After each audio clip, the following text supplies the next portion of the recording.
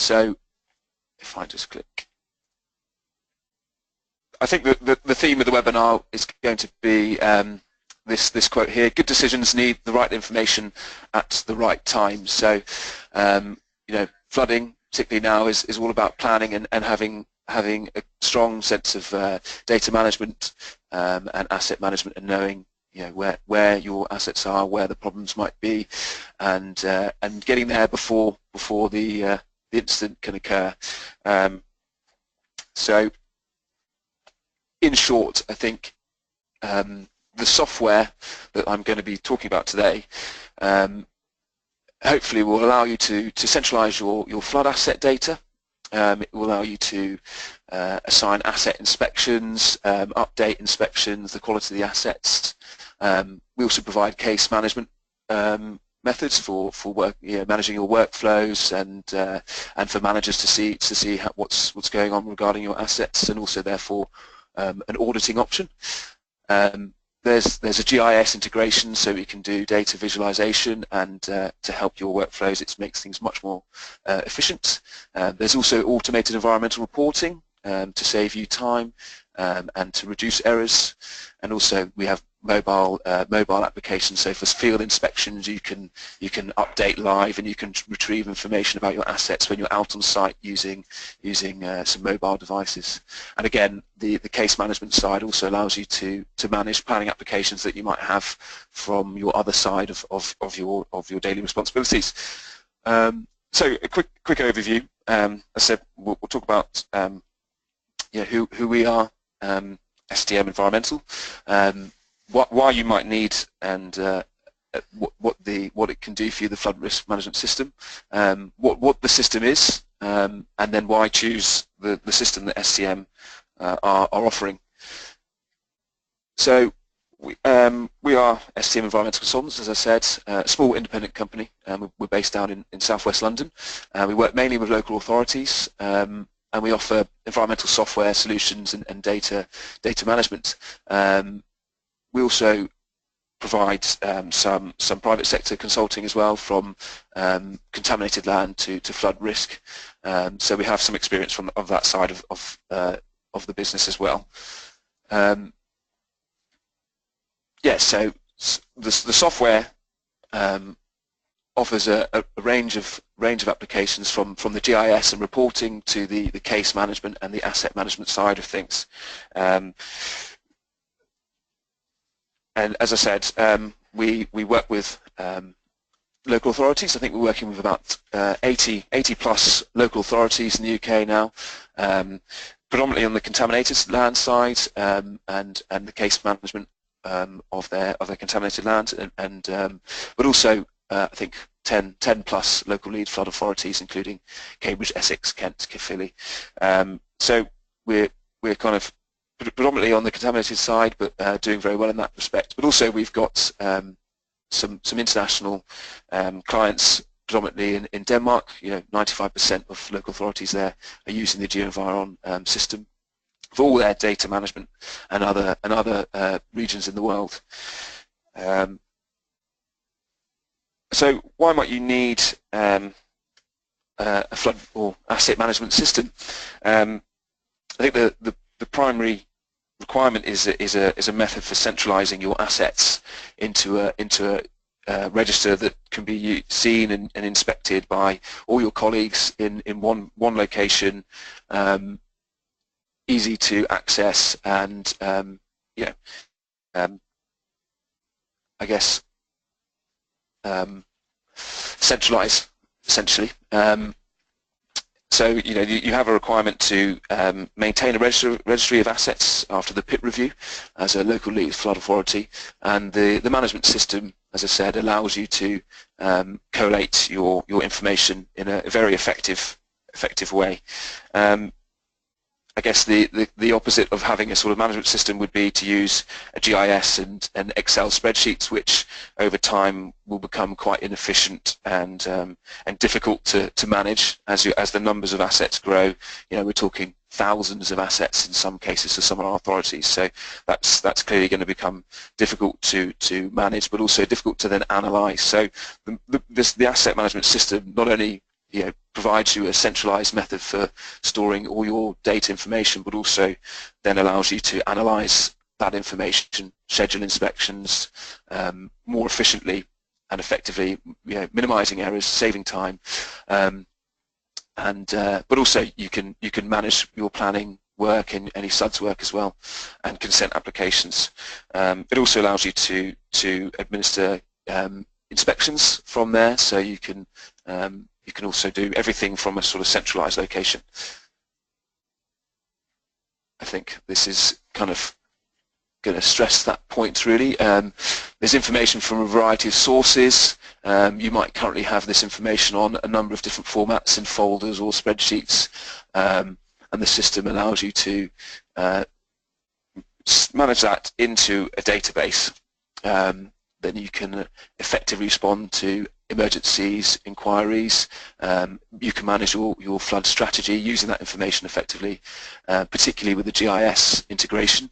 So you can visualize that information and develop your plans for inspections, or your kind of proactive or reactive side very effectively. So what is the Flood Risk Management System, STM? It's a Microsoft SQL Server backed database that links to GIS. The system supports a range of GIS. We obviously, the usual ArcMap, MapInfo, but also GGP and CAD Corp, and soon to be QGIS. But also the system combines an asset registry, as I said, through the database, but also there's a mobile solution, as I alluded to at the start, so you can do field inspections and update, but also retrieve information in the field to see when we last inspected, what the condition was of that asset, who might own that asset in the field, and other documents that might be linked to that asset. You can retrieve that information. There's also the report writing tool called MapEagle, which allows you to make automated, customizable environmental search reports. You may well want to use those for internal documentation if you want to produce a quick summary of that, the environmental conditions or geo-environmental conditions for that asset, or potentially, as some people do, some local authorities produce environmental searches for their for clients, or potentially to charge for those. So, but it's a modular-based system that, as I said, works through a database. So we have the flood asset module. This is where we contain information on your assets, drains, culverts. It's a editable system, so you can choose the names that you wish to store, yeah, that's basically your asset registry. But it's where you can schedule your inspections and your maintenance, and update the quality of those assets. But also you can store photos, all attached information, obviously contacts and correspondent emails, etc., from that module. There's also the case module, so you can manage your workflows effectively, whether it's your planning application workflows or your in-house workflows that need to be completed by a team, I guess, and that can be overseen by a manager. And then finally, there's, as I mentioned, the MapEagle. So this is the GIS report writing tool to allow you to produce your automated customizable reports. So that's generally a kind of overview of the key modules that our clients use to manage everything from the reactive to the proactive side of flood risk management. But we see the kind of the system as a prioritization process. So to begin your asset registry, the system works by logging an asset and then regularly updating that that asset through a prioritization process. So it allows you to effectively work out which asset is of priority, whether that's inspection or updating or maintenance, and then that information can be used to feed back. So I think that's quite sort of demonstrated here.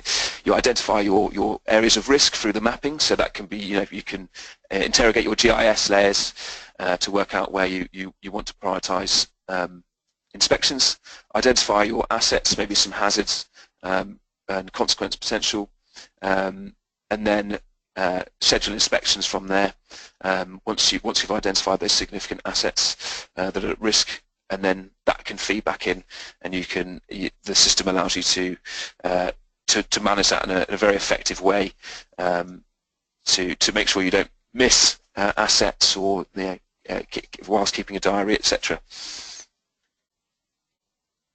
So if I just I'll just get the system up now if we exit that. Okay, so if we close that one, so this is the look of the system. This is the asset module, as I said, the flood risk asset module, and as I've said, it's a database system, and the face we see here is accessing that database into a much more clean and easy to use method than potentially an Excel spreadsheet. Now we can see obviously there's the ID for an asset and its name, so that name might be related to the address that it's at or the street or the river perhaps that it's connected to, and then we have the site type, so that's a customizable thing. So in this case, I have an asset open here, and it's a drain, but obviously you can select a range of sites: culvert, drain, ditch, and all these asset types, site types, sorry, are fully customizable going into the database system. So you can select your asset type. So actually, I may have got that wrong. So maybe it's inlet grill, say.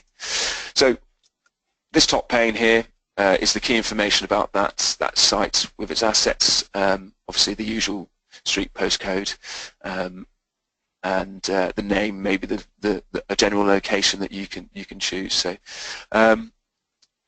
the face of the system is set up to allow you to access from this one screen all the information that you might like to know about that site or asset. So there are options for attaching emails, photos. You can go to the diary quite easily over here. You can link to the GIS, which we'll go into shortly, and you can also use this module, so the flood risk flood asset module, and you can use it to retrieve other information. So I might want to find an asset. Bear with me while that loads. I might want to find something in the database. You can see there's a fair few records there, and obviously you can search for them. That's a manhole, and I'll bring that up there.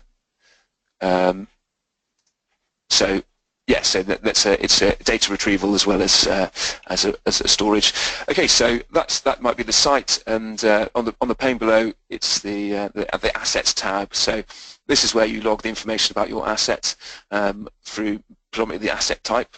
Note that the tabs of the star are obviously mandatory fields. So this is assets and manhole, but we may wish, again, like I said, to change that to a culvert, perhaps. And then obviously you've got your related information below about the characteristics of that asset. Obviously things like ownership and the dimensions, but also state of repair. It might be in adequate condition, but it's also editable. So adequate to poor, perhaps. You might want to put that. And any comments. So it's a really user-friendly interface there that allows you to regularly update the information about that asset.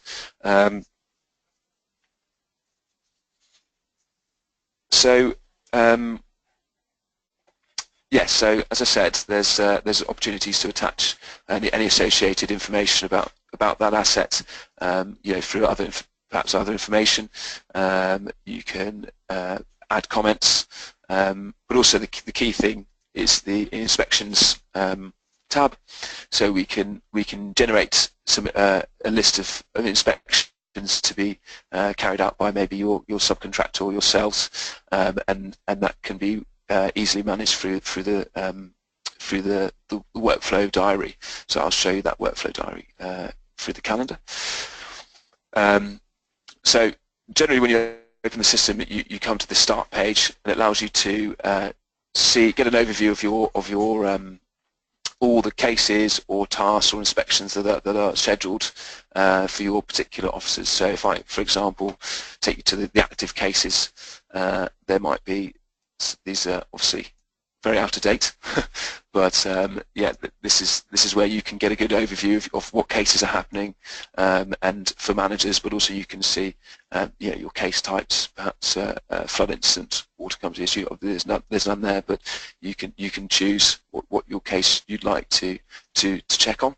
Obviously, the local authorities who use this system have quite an extensive list, a bit more than 8 there, but you can also see, you know, what case officer is assigned to that, you know, through the initials, who's got what workflow going, and also obviously, unfortunately, we haven't got any inspections, but if we take that on there, so these are the programmed inspections, as I mentioned. So you can use this to see what inspections are planned for the next, well, you know, up to 2023. So many years of inspections there, but and then you can actually retrieve those inspections by double-clicking, and we'll take you back to the Inspections tab. So if I go back to the Inspections tab here,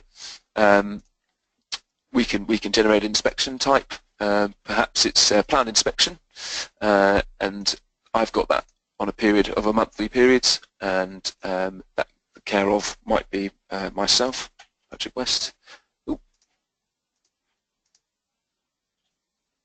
I'm not the registered user on this machine, so it might have to be STM. In fact, there we are. And then you can obviously see when that you can schedule an inspection for a particular date or in a period, and then you can tell it when the date was executed. So today, who it's done by, and a potential case reference, and any notes you want to put about that inspection. So there is a option for, apologies, must be executed.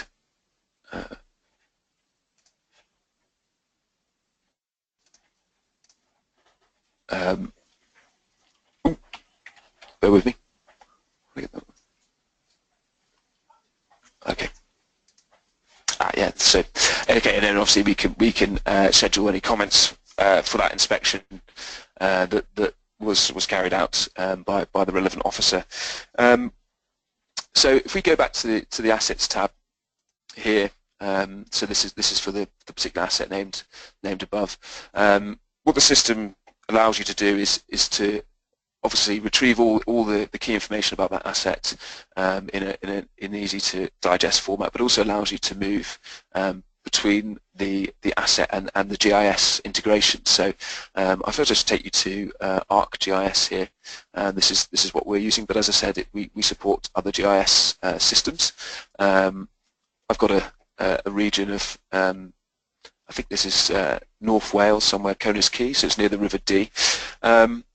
We can use the GeoEnviron extensions tool, and we can migrate back to the database, so we can bring up the records maybe about a particular site. So this is the typical GIS window. We've got our street, and I've just drawn out some gullies here. These aren't real. This is something I've just done to test. So we can click on the site, and the way the extension works, it actually pops up that record and tells us some initial information about that site that we might want to know.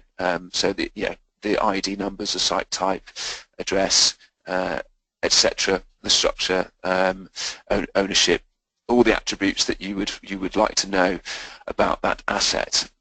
And then if we tick the lookup tool, it will take us back to that asset within the database. So this is the way in which you can seamlessly move between a GIS system and your database system. So it's incredibly useful if you're scheduling inspections along a set of assets in an area, and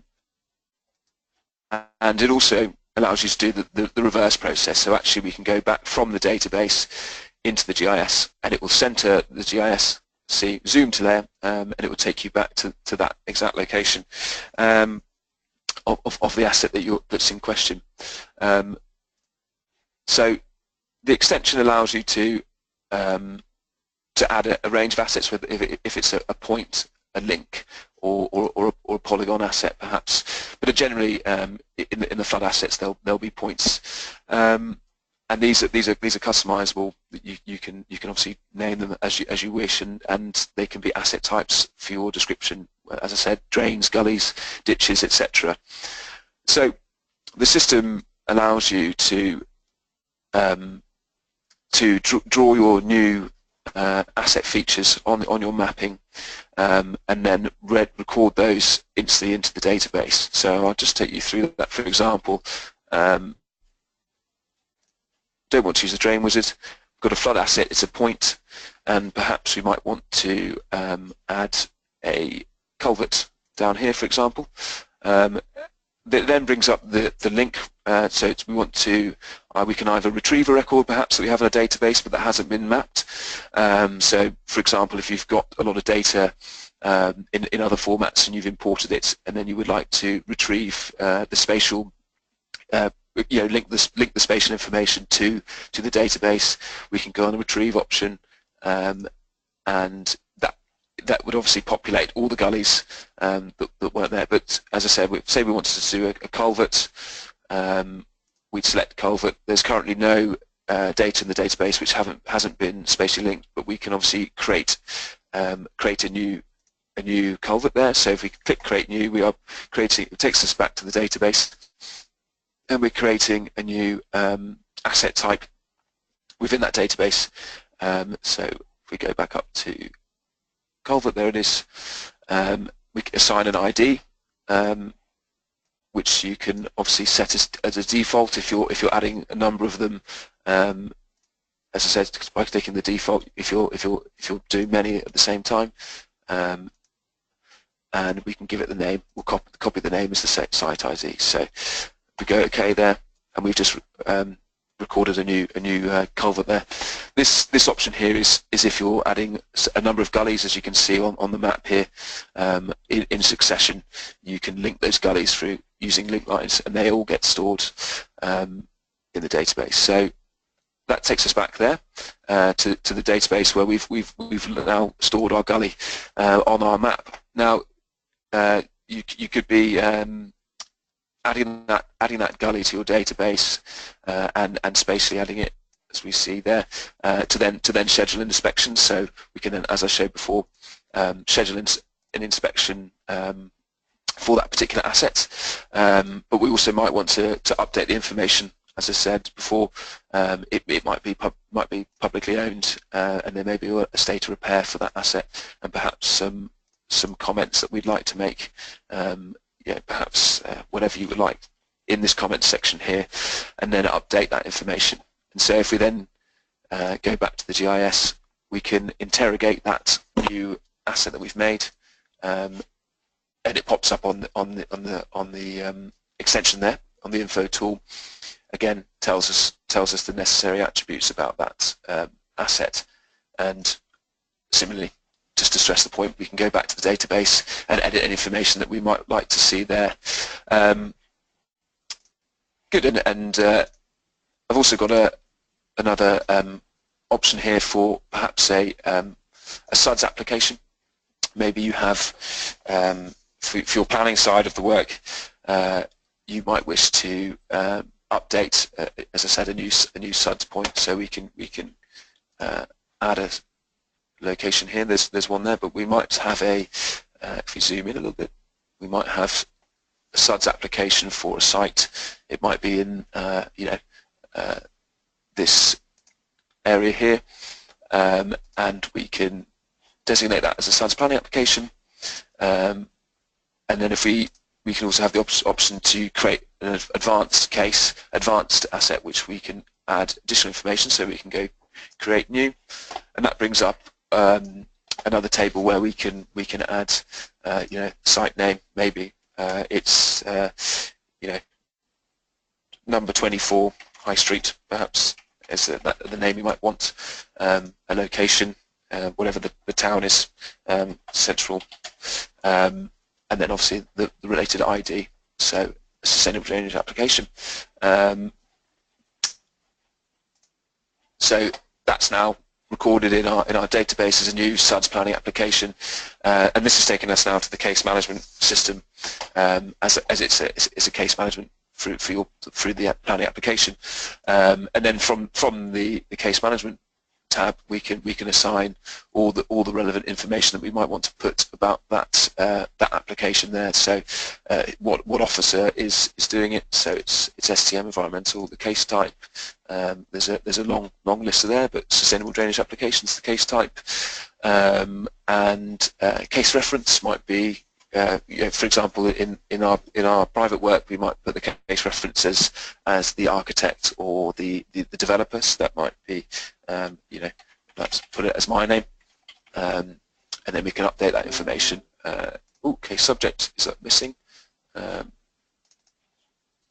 Okay, sorry, that one there, and then we can update the case reference to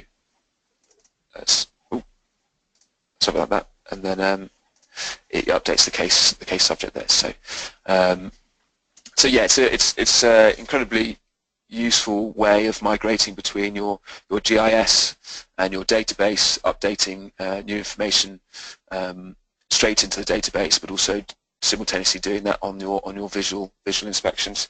Yeah,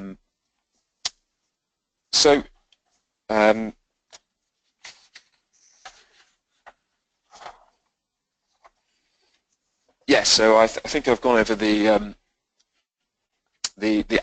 adding information from the GIS into the database. Just to stress the point, we might want to make a new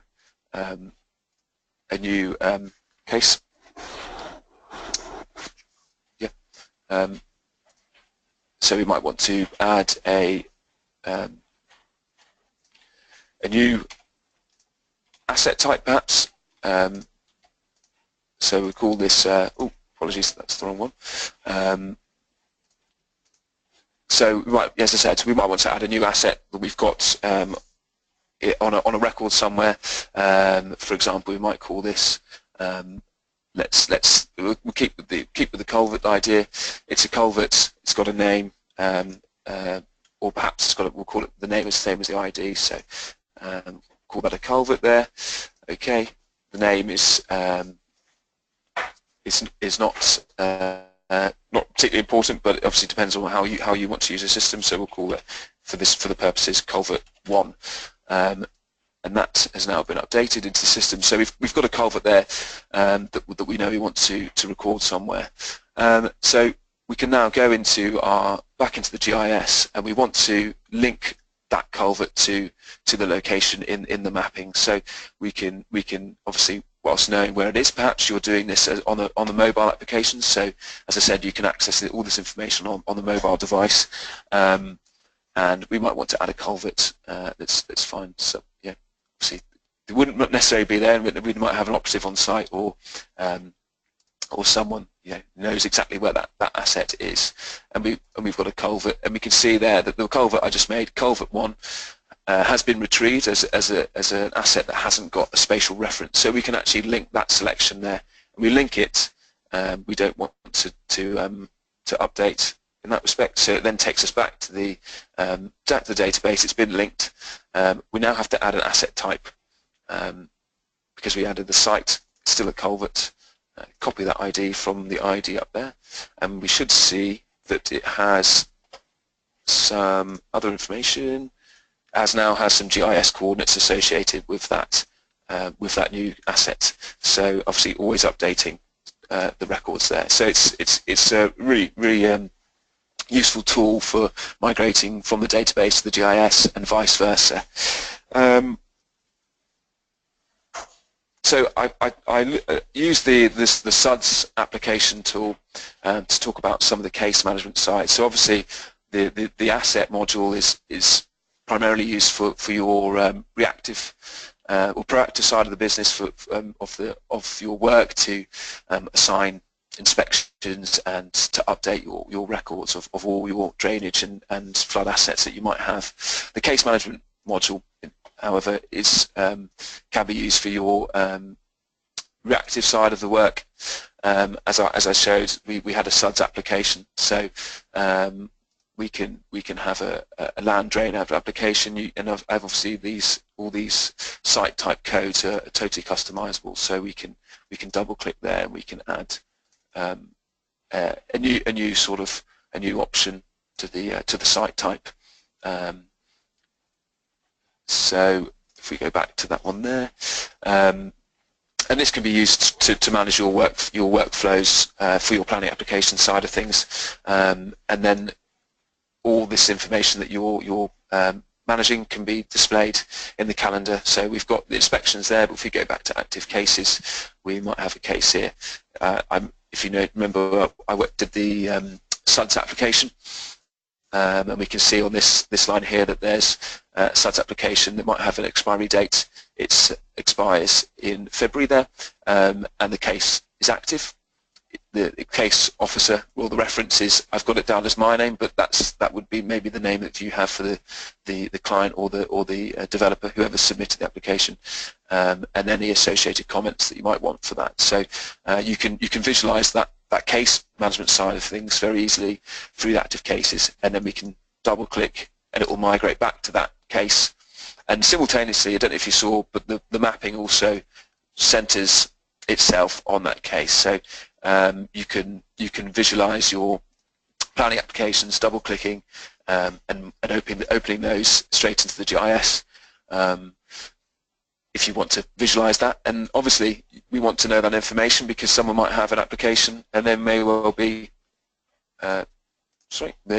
some attributes that you would like to know about that site. So yeah, you have a SUDS application and you might want to know, okay, what's the this is some layers from BGS, but there might be a SUDS potential, and we can see that application is in an area with very significant constraints. So straight away you've logged a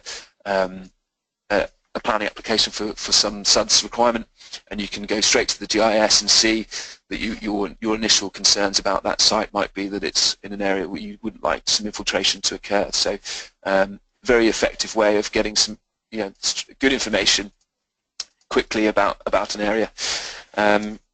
Obviously, if you've got lots of information that you need to know, maybe you want to know not just obviously for SUDS, but for all application types of extensions, new developments. There's a range of GeoEnvironmental information that we need to know about that site, flood zones and flood risk, defences, etc. And so you can see on the GIS pane here, I've got a range of the layers that you will all have available. These are actually site in Wales, so this is all through Natural Resources Wales, and we can see all the sort of the usual GIS layers that you might want to use to inspect that site. The system that we have also provides a report writing tool to interrogate the GeoEnvironmental characteristics of that area associated with your new site. So as I showed there, we interrogated that one layer to look at the SUDS. But if you've got multiple layers and you want to produce a report, whether that's for an in-house report or report to feedback to the applicant or potentially paying clients, then it's clearly going to be time consuming to interrogate each of those layers in turn, whether it's the flood zones. So we've got this site I made here is just out of our flood zones, but to interrogate that information, say the overall flood risk, yes, that one might take a little bit longer to load. It's going to be very time consuming to sit here and inspect each layer in turn. So the MapEagle report writer, so we can see layers loaded there. So that process for each site that you might have, whether that's, as I said, an application or perhaps an asset, and you'd like to know in terms of prioritization what's the risk to that asset or site. We have a report writing tool called MapEagle.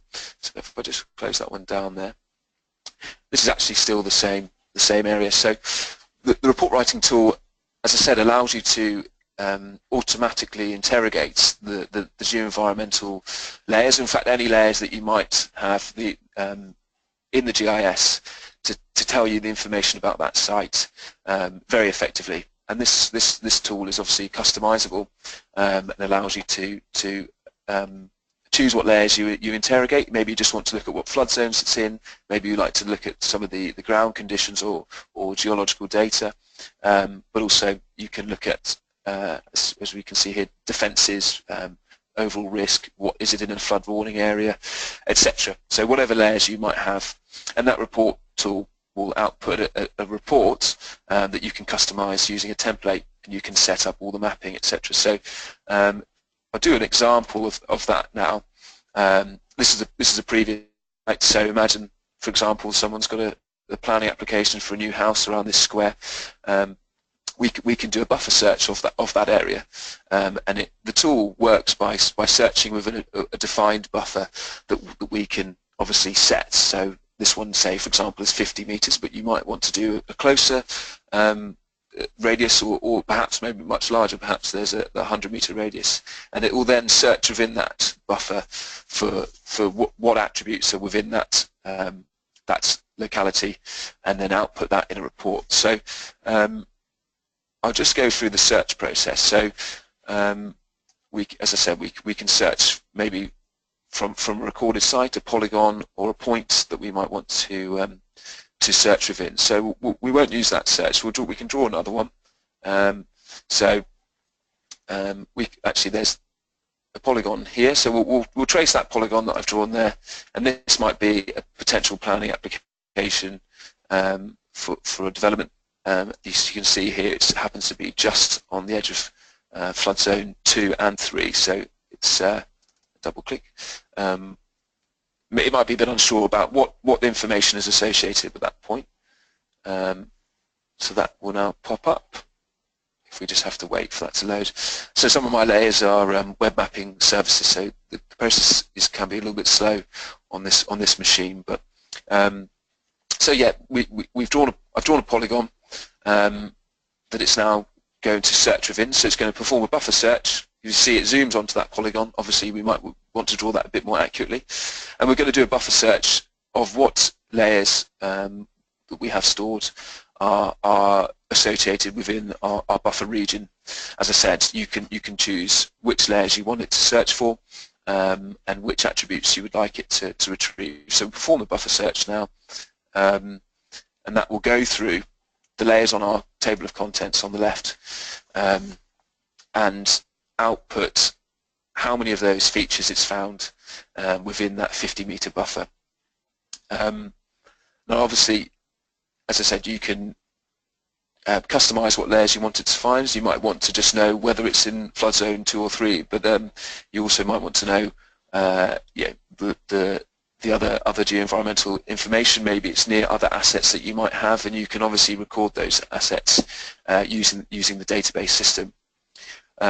But the report writer also allows you to search for a particular case. You might have a case management for a particular site, and it performs the same options. But also, you might use this for your assets. You might want to know what information is associated with that asset. So as opposed to drawing a polygon for a site, you would click on that asset and you'd search. So you can see the buffer wizard is now searching through those layers.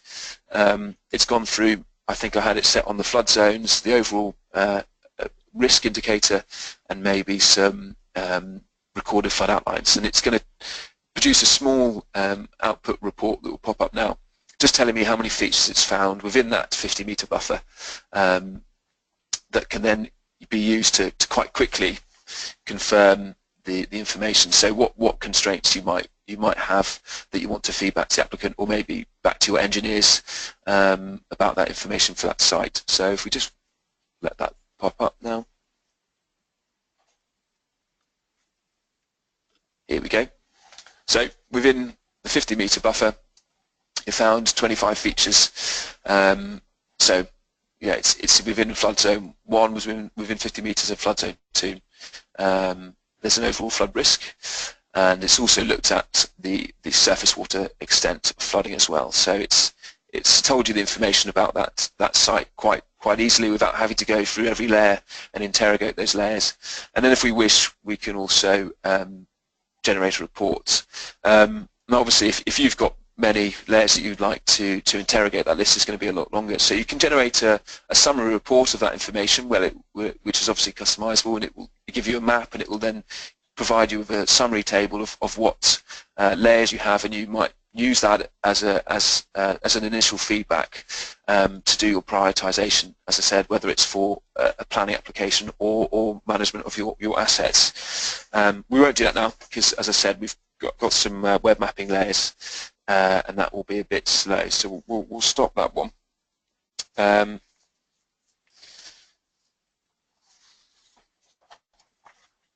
Great, so I think we'll just close that one back down, go back to the presentation.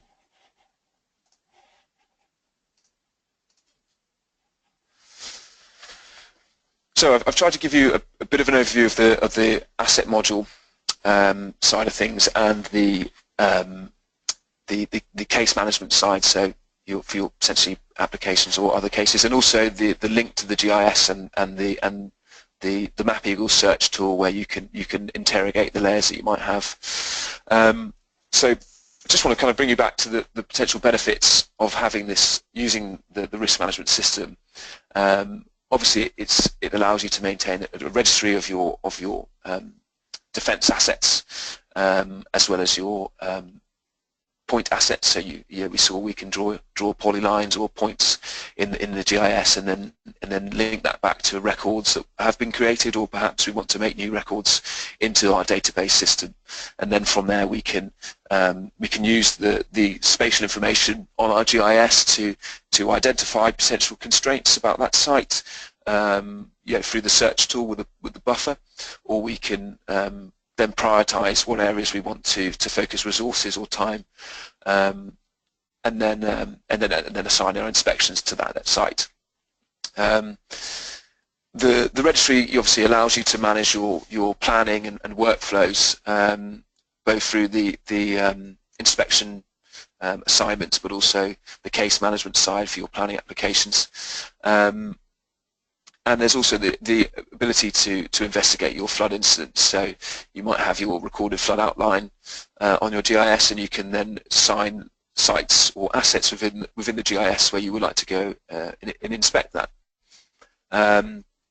There's also the idea of being able to record SUDs for new developments or drainage consents, and so all these site types or case types are fully customizable in the system depending on what requirements you have, and you can use the integration with the GIS to seamlessly inspect those, or from the desk, or assign the inspections so that your field teams can go and find those easily. And then obviously with the mobile tool, we can update information about those assets straight back into the database from site. So I think the SDM, the flood risk management system that we have, gives you the opportunity to centralize your assets that you have, and all information, all data that you have existing, whether it's on Excel spreadsheets or even paper, and allows you to efficiently and quickly move between, as we've seen, the GIS layers, but also manage your cases and inspection prioritizations within a team. So it's primarily used for the case management side of, or the case assignments for assets. It's very customizable in what information you would like to see. So all the fields that we saw, whether asset types or case types, they can all be customizable depending on your particular requirements within your organization. That's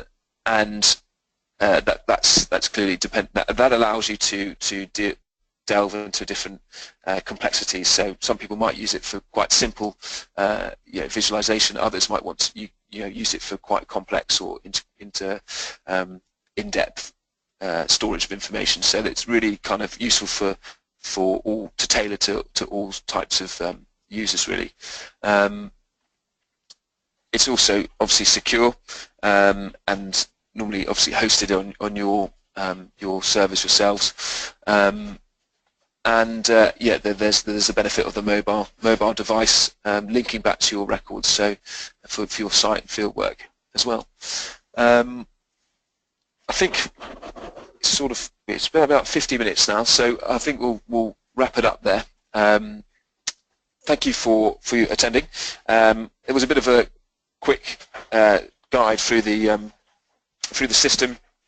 As we've got the case management, the asset management, and the mapping side of things. I think we might have 10 minutes for some questions. If you want to drop me a question, I've got 10 minutes now. In fact, I could even do a poll here. Just to see.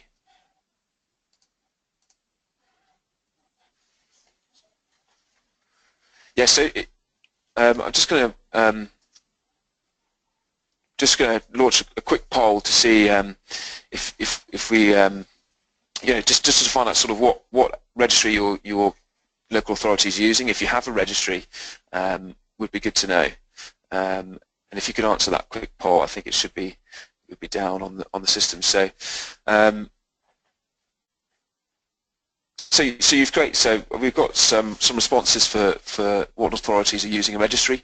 So it's good to know that some people have actually got an asset registry. Some of you have said that you haven't actually got an asset registry. Now it'd be good to know.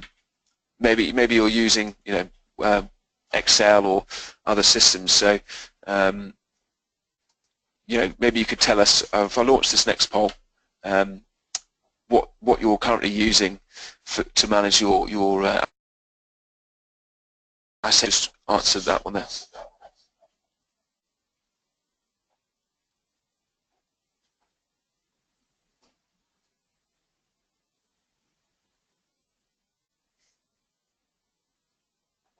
Okay, so we've got some responses there for sort of mixed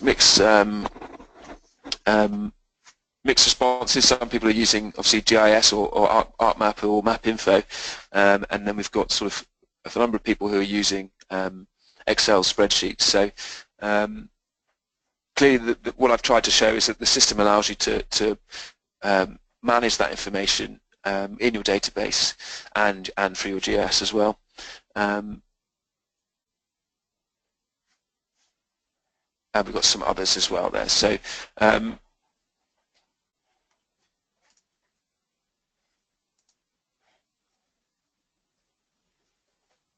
what's also interesting, obviously we talked about your asset registry, but also I've put another poll here just to know how you might manage your workflows in terms of your planning applications, so your planning and enforcement workflows. Is that a sort of bespoke in-house method, or is that managed through folders or other sorts of spreadsheets? So I've launched another little poll there. It might be useful to see. And then, as I said, if you want more information, we've got our email on the up there, info@STM-Environmental. You can also email me. It's Patrick@STM-Environmental. Or call us and we can discuss how we can use or manage your system. So the majority of sponsors at the moment are saying that they're using Excel to manage their workflows. and obviously, having spoken to a number of authorities, that's obviously suits them, but there's always opportunities for mistakes when using things like Excel. So hopefully I've shown that the case management system allows you to really effectively manage your workflows in that respect. So and obviously see that in the GIS as well.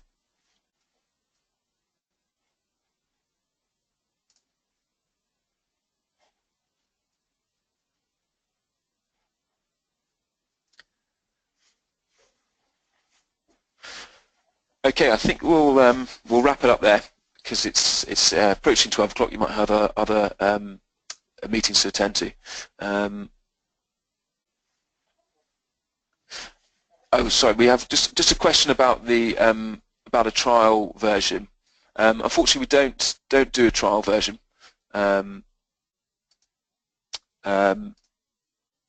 Mainly because it's particularly complicated to set up, but what we can do is we can come and demonstrate the software to you guys. So if you'd like to have a demonstration from myself or a colleague, we'll obviously we can come and show you that with some sort of demo databases and a demo GIS, and obviously show the rest of your teams if you've got other colleagues who'd like to see the system. So there's certainly scope for that, and also, you know, the polls will show there that a lot of people using Excel sheets or other sort of in-house systems. I think the key here is that a lot of the administration of that data can be done by us.